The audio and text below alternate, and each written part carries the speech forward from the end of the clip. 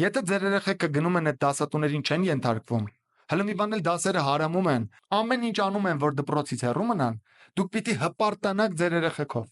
Հպարտանաք, շանս կա ուրեմն, որ իրենք կյանքում կհաջողեն։ Իսկ եթե ձեր երեխեքը գնում են ամեն ինչ անում են, որ անասուն դասատուները իրենց 5 դնեն, կործանված են, իրանք վերջացած են։ Հարց եմ տալի. ինչու եք դուք շարունակում գնալ համալսարան, եթե դա անարդյունավետ է։ Ասում եմ, բա 3 տարի սովորել ենք, բա 4-րդ տարին չսովորենք դիպլոմ ստանանք։ Հանել եմ դիպլոմս եմ ծախել կոնսերվատորիայի հետ, անասուն, քակոտ դիպլոմը ծախել եմ, որ մարդկանց ասեմ այդ դիպլոմը ոչ մեկին պետք չի։ Էլի նույն բա 3 տարի սովորել ենք, բա չավարտենք, դե ավարտեք, բայց դուք քաքի մեջ եք ելնել, դուք սոված եք ելնելու, ու երբ որ դուք սոված ելնեք, ես ուրախանալու եմ։ Ես ուզում եմ դուք սոված ելնեք, որտեղ անասունը պետք է սոված մնա։ Ում կարելի է օգնել։ Երեխեքան, որ ծնվում են հիվանդ, այդ երեխեքին պետք է օգնել։ Բայց երբ որ մարդը առողջ է եւ անասուն է, պիտի այնքան սոված մնա, մինչեւ այդ սովը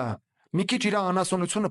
փչացնի։ Մարդը հասկանա, պարզ տրամաբանորեն հասկանա, եթե ես գնում եմ դպրոց եւ դպրոցը ինձ վնասում է, ես չեմ գնում դպրոց։ Եթե իմ երեխան է գնում դպրոց եւ դպրոցը իրան վնասում է, ես չեմ ուղարկում իմ երեխուն դպրոց։ Ես գտնում եմ այլ եղանակ։ Կա դպրոցում լավ դասատու։ Ծնողներով գնում եք այդ դասատուի հետ, պայմանավորում եք, մի հատ Viber-ի գրուպ եք բացում, մի հատ տարածք եք վարձում, այդ դասատուի մոտ գնում եք մասնավոր պարապում եք, եթե ինքը այդքան լավ դասատու է։ Բայց չեք գնում այն մնացած քակոտ դասատուների մոտ, որոնք մենակ վնասում են ձեր երեխեքին։ Շանս չունի դու քո երեխուն արդեն մարդը դառել է 20 տարեկան,